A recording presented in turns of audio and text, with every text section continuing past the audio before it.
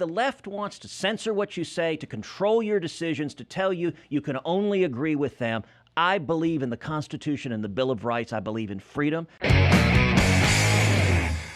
At Ted Cruz, that's the right one, right? There's so many Ted Cruzes that seem official on the Twitter. There's at Senator Ted Cruz, at Sen Ted Cruz, but it's just Ted Cruz. At Ted Cruz is the main one. That's the political one. At Sen Ted Cruz is official, but at Ted Cruz. Why don't you just have like the people who take up all the other titles, have a couple of calls made? I would imagine it causes you some problems. Like at Sen Ted Cruz-ish. Get rid of them. It's look, there are all sorts of crazy things on Twitter. The nuts thing is I read all the bad things on Twitter. Why?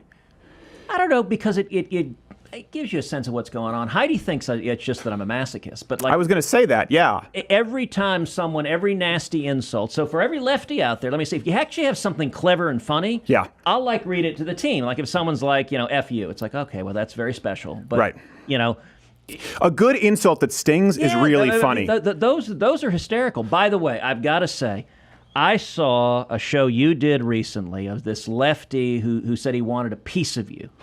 That's a lot of them. You're going to have to narrow it down. As a genie and hunted him down. I didn't hunt. Let's be careful with the language there, because next thing they're going to blame me for creating a map. No, I dressed as a genie and granted his wish. Yes. It was hysterical. I was doubled over. I was driving somewhere in Texas, watching it on my phone, and doubled over laughing. Well, thank you very much. I appreciate it. But back to the insults. It's true. One was, I think QB Garrett knows, someone insulted me one time, said something like, this is about as terrible as that zit that Crowder tried to clearly cover up.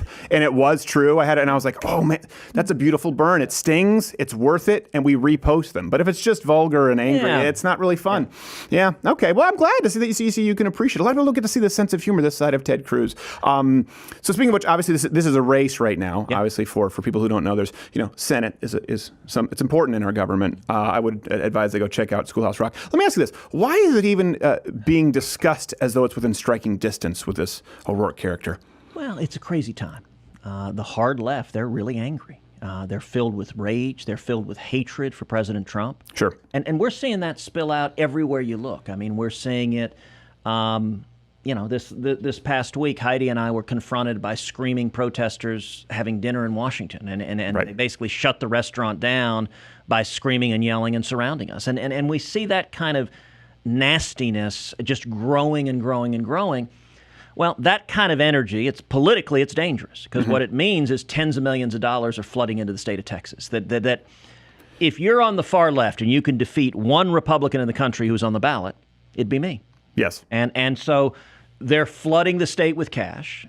Well, if your goal is to defeat an actual consistent conservative Republican, they would be going after you, and that's what bothers me about this so much. And I don't really think it's nearly as close as the media is trying to cover it. But you're not going to get a prime spot on Ellen the same way. It's amazing that these people who would never pay attention to this race are putting all of this momentum behind a guy just to put him within. I mean, how close do you really think this is? Do you think it's an example of Trump where it won't even be close? Well, look, the polls. Texas has been trending more purple. So when I ran in 2012, right. I won the state by 16 points. Right. In 2016, Trump won by just over 8 points. Mm-hmm. That's the same margin he had in Ohio.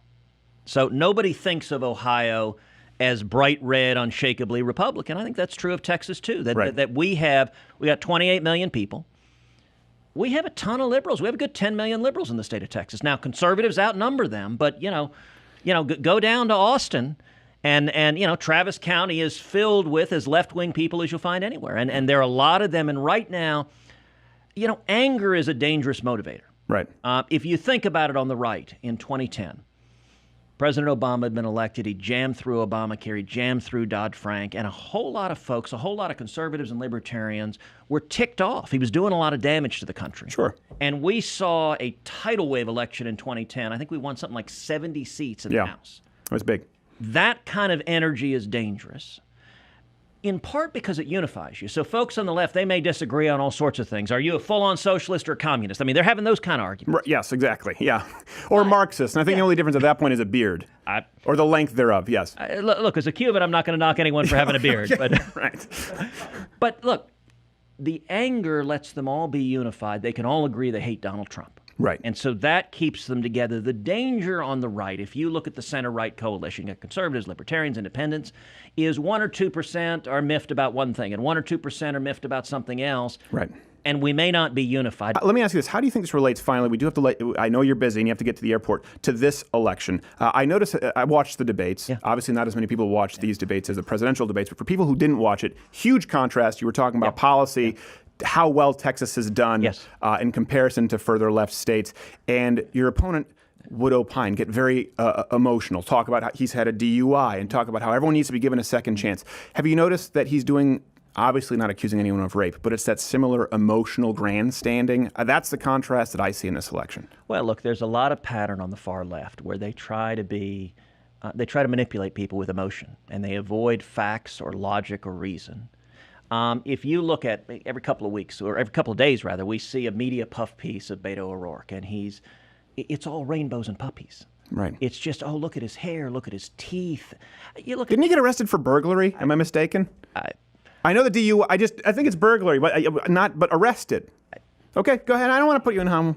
But he's got great hair. Yes, he does. And the media is deliberately trying to keep it warm and fuzzy and not focus on substance. That's actually why I thought the debate was important, because substance matters. I think Texans are smart, and our economy is booming. I mean, it is going extremely well. Not if the Californians would have their way, who keep on moving. I know, you know.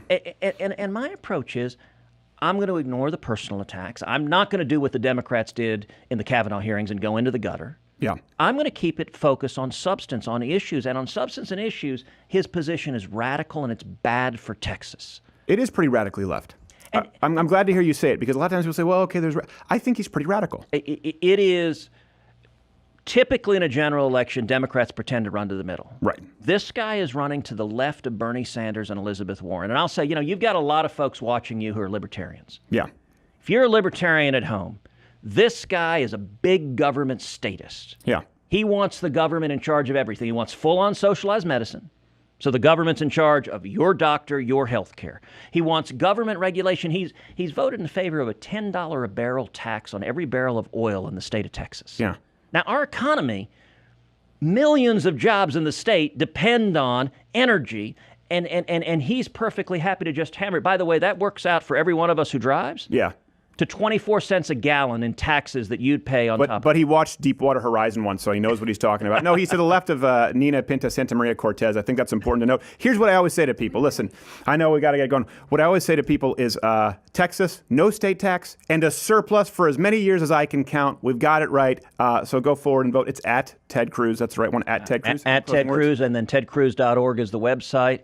And freedom works. That would be my closing words. Look, for young people, why would you want some unelected bureaucrat in Washington running your life? You ought to be free to choose your education, to choose your job, to choose your free speech. The left wants to censor what you say, to control your decisions, to tell you you can only agree with them. I believe in the Constitution and the Bill of Rights. I believe in freedom. And I think that most young people in Texas and across the country do as well. We've turned the tables on Al Gore and used the internet to our advantage. If you like this video, subscribe by hitting the subscribe button or the notification bell next to it, because subscribing isn't enough. Watch one of these other videos. And, listen, you can stick around. You don't have to. But here's the thing.